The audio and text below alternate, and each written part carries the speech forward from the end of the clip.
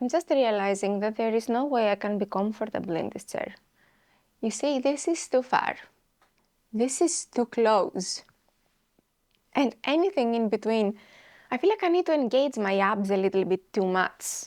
That is not my goal when I sit here to work my core.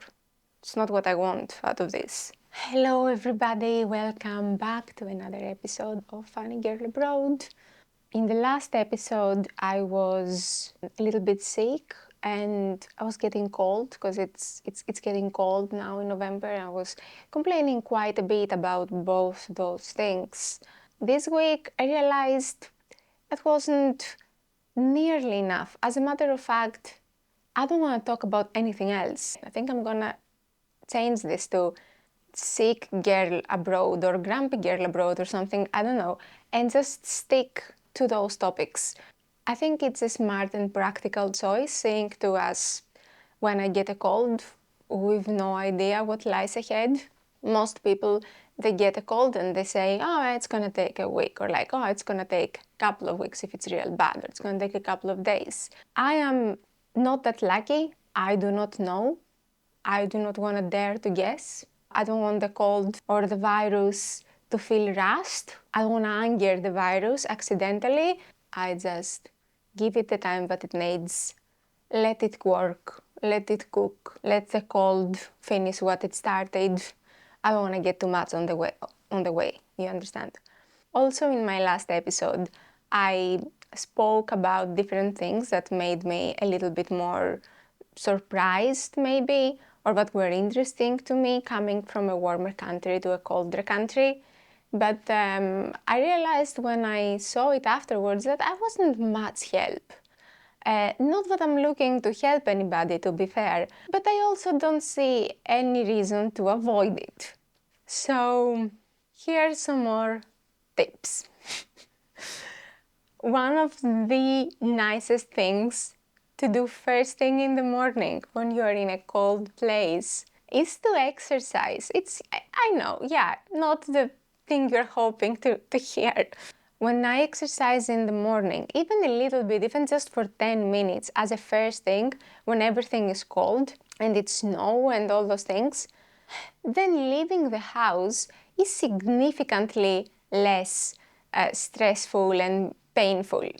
The difference from going from inside the bed, cozy, amazing, fantastic, pap, outside in the cold, and going from cozy inside the bed to tapping a little bit up and down or whatever, and getting a little bit sweaty, and then the cold is day and night. When you get out straight from the bed to the outside world, you feel that someone's punishing you, to be honest. You feel like this is something that is happening to you because of some mistake that you made. In my case, the mistake's very obvious, but other people will find their own way to fill in the gaps.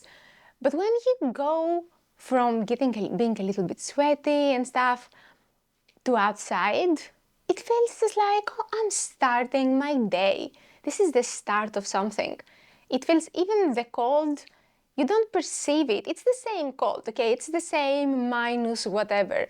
But it doesn't feel like it's out to get you. It feels, dare I say, crisp? I mean, I'm cringing at myself now, but I'm gonna say crisp. I'm gonna use the word, the word crisp for minus whatever. So it's a no-brainer, really. It's very hard, of course, to get up in the morning and exercise, but it makes a huge difference. Of course, it helps with a lot of other stuff too. But if you're really suffering with a cold that you encounter when you leave the house in the morning, I think that's gonna make a difference instantly. And it's completely free. You don't have to invest in better clothes or anything else. It's the kind of thing that you'd say, well, I don't have an excuse to not try that. It becomes even better when you have warm coffee and you have like a thermos. Oh my God, this is, I think, one of the most important purchases I made when I moved to Sweden was not my jacket, weirdly. You'd think it'd be my jacket, you'd think a scarf or something. None of those things, the thermos. That's the kind of thing that you would never do it in Greece. I haven't seen a Greek person walking about town with a thermos on hand. If you want a coffee, you can just go buy a coffee. Like, they're a lot cheaper. You can buy a nice warm coffee for like probably €1 and something. I don't know if the price has changed now, of course, but that's what I remember. And you get to go to a coffee shop and say hi to the people there, whatever. You don't have to carry this whole thing around with you at all times. In Greece, thermos is for, it's for groups. You take a thermo when you have a whole family and everybody wants to have their own little cup of something. But for one person to have a whole thermos of coffee, it's a little bit weird. Greeks, we really like to count the coffees. It's a count that everybody keeps. Everybody knows how many cups of coffee they had throughout the day. 1 cup, a second cup, a third cup, fourth cup, potentially, everything's possible. Sky's the limit. So when I got a thermo, that was life-changing for me.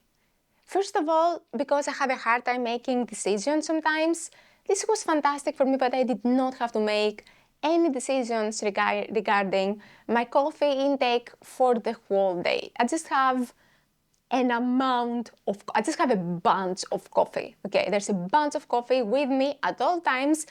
All the choices I have to make is, do I want to drink from it? Do I not want to drink from it? And that's it. And in the end of the day, we can just see, oh, that's how much I drank today. In the end of the day, maybe there is no coffee left, maybe there is some coffee left, but we'll have to go down the drain, What you gonna do about it? Maybe you can also give other people coffee. You go around with your thermos, you're like, hey, you want some coffee? Here you go, you're filling paper cups around. It's extremely nice and sociable thing to do. Leaving the house in the morning after you've exercised a little bit and with a nice thermos full of coffee it's a fantastic feeling. And and it definitely counteracts some of the discomfort that comes with a cold. It also gives you something to look forward to, and it definitely warms you. A warm beverage in the cold weather is just fantastic. Let's try and plan this perfect day together. See, we said that you wake up and you exercise a little bit, get a little bit of blood flowing, a bit warm, maybe a tiny bit sweaty. And then, you fill in your thermos with coffee that you're gonna have for the whole day. Oh yeah, you have to get dressed. Everybody tells you the same advice basically about the cold, and that is to dress in layers. You wanna dress in layers. You don't wanna wear one super warm thing, but multiple sort of warm things, right? And then you can customize throughout the day. Take this off, take this on, switch the outer for the inner, take it out, At any point during the day, you can change your strategy game completely. I'm not a layers person. I understand it's practical for some people. It's also quite fashionable, this I do admit. But there are some issues that, for example, more layers means more personal items that you carry with you at all times. A suit, a jacket, a vest, whatever, which means more opportunities to lose something. Now, for me, this is a big deal, okay? Happens to me a lot. I take off a cardigan, it disappears. No one's ever seen this cardigan ever again. There are stories and legends about it, but nobody has seen it. So you understand my hesitance when it comes to this layering strategy. Another funny thing is that when I moved to Sweden, I didn't know how long I was gonna stay. First of all, the initial plan was to stay for a couple of years. And even that I wasn't sure about, because if I really hated it in the first 6 months or a year, maybe I would just leave immediately. So to be honest, I didn't wanna take it too seriously with the clothes. I just wanted to have a super nice jacket that I can have, and then we just see how it goes. If I decide to stay longer in the country, then there is more time to increase my collection. But for now, I'm not gonna be buying layers over layers over layers, but just stick to one nice hero jacket. A jacket that is also a hero, that is just warm, and I can wear like a t-shirt inside of it and I can still be fine. And that actually did work. For a surprising amount of time, I was very much okay with my hero jacket. I was cold, of course, but not all the time. I was cold some of the time. So the hero jacket strategy is completely legit strategy and works. But after I stayed in the country for longer, it started to feel very limiting. So I decided to give this layering strategy another shot. But this time, I took it a little bit more seriously and I did a little bit of research. So I looked a bit around. Okay, you want to layer clothes? What are the layers? The guideline, what did it say? It said layers. It said nothing else. I can wear 10 tank tops on top of each other and I will still be dressed in layers. What? Somebody thinks that this is crazy? Somebody disagrees? Yeah, no, but that's not what this means. Obviously, no, there is no obviously. Nobody ever told me what the layers are supposed to be, just to have many of them. That's all. That's all I ever hear. Turns out there is actually a very specific strategy about how you're supposed to go about those layers. You're not just supposed to be popping jumpers and sweaters and jackets and whatever on top of each other, like as if you are trying to save space on your suitcase. That is not exactly how this is supposed to work. There's specific strategy. I'm gonna share the strategy with you because when I tried this with the letter of the law of the layers, it actually worked perfectly. So here's how it works. First of all, you need something that will work out with your skin. Something cotton, I suppose, or cotton is. I don't know. I don't really know that much about materials. This is the first layer. Okay, this is a cake. This is the, bottom part of the cake. I don't know the word for it. Sorry, I didn't set out to make a cake. I set out to speak about clothes and cold. Then next, that's the time to wear something that is wool. Or wool is, again, I don't know all the potential wool derivatives that exist out there. Like this, for example, I think it's wool.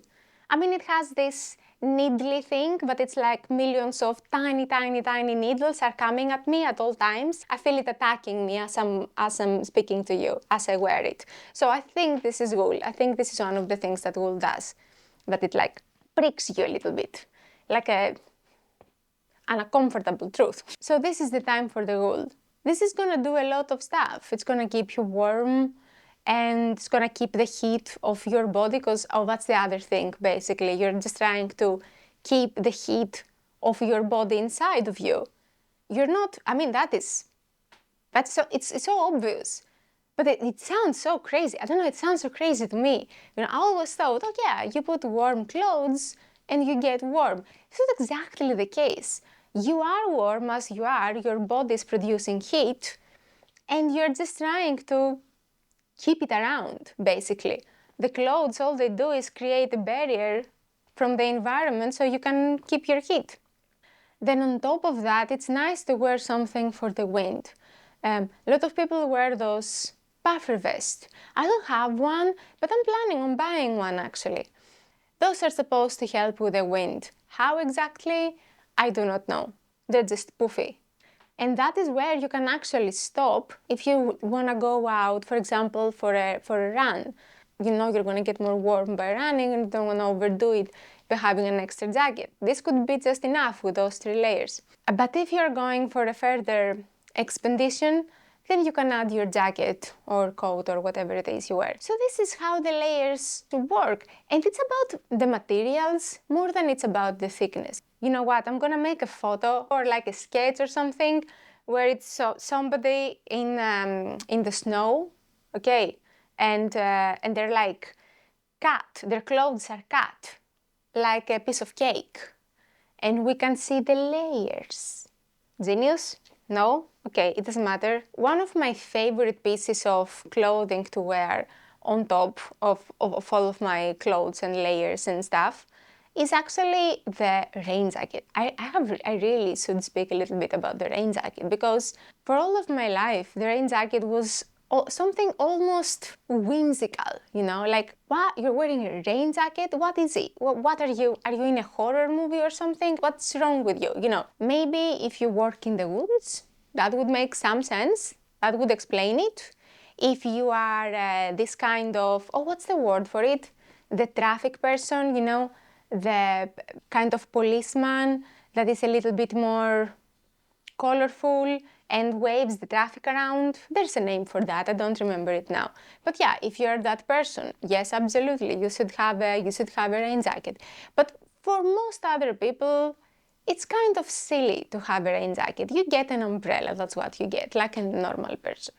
Now, in Sweden, rain jackets are very common. They're actually great, not just for when it's raining, but for when it might rain. Because that's a thing, right? In Greece, every day we have to wake up and look at the sky, and then based on nothing at all other than the sky itself and whatever the phone says, make an assessment about whether you're gonna take an umbrella with you or not. And if you take an umbrella with you but you don't use it, oh my God, you get so mad. You get so upset for all of the space and for every last bit of energy that you have spent carrying this umbrella around like an idiot. And other people bring it up, for sure. Other people are gonna bring it up because they're assholes like that. Other people see you going around with an umbrella and they look at you and they're just pointing at the umbrella and they're like, how come? Well, they said it was gonna rain, okay? It was supposed to rain. We were due for a good heavy rain today. It didn't happen. It's gonna happen tomorrow and then we see who laughs last. Then the next day, you don't even look at that umbrella. Not even look at its direction. You're like, I'm gonna be a fool for a second day in a row, okay? I know those things. I've seen those tricks before.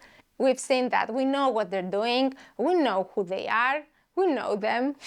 You live without the umbrella, and then of course this is a day that rains. So it's a lose-lose situation. But when you have a rain jacket, you don't have to think about stuff like that. You just put on your rain jacket. Nobody looks at your jacket and goes like, were you expecting rain today? You idiot. No, it's just a nice jacket. I mean, they're also quite nice. They come in less ridiculous colors than yellow too, you know? There are rain jackets that don't even look it, you know? You look at it, you're like, oh, that's a regular jacket. Then the rain comes, everyone's taking out the umbrellas, and this cool person is just pulling up the hood and he's like, it's a rain jacket. I mean, yes, man. I wanna promote the rain jacket generally as a piece of clothing. I think it's very misunderstood and not used enough. I wanna put it out there. Another thing that you can do if it's very, very cold is if you're wearing your gloves and your hands are still cold, what you need to do is instead of gloves, put on mittens. Mittens, you know, it's those gloves with the fingers together, not all of the fingers, the four, you know, the four that are a group, cramped together in their same compartment, and you look like you're a Lego character. For me personally, I think this is where I draw the line. I think if I'm at a place where even like proper gloves are not good enough to keep my hands warm, my hands are still cold, I should not be at that place. I could get mittens, but I could also get out. I think that's a much better idea. So here's a few more tips, a few more practical things that I would advise to do in the cold. Am I over now? Of course not. This topic is never gonna be over. I think I will just continue. Maybe not immediately, because I have some other things I would like to also talk about. But at some point in December, January, all those months are ahead of us. They're gonna happen one way or another. So I think there's gonna be a third part, fourth part. And on that note, thank you so much and see you later. Bye-bye.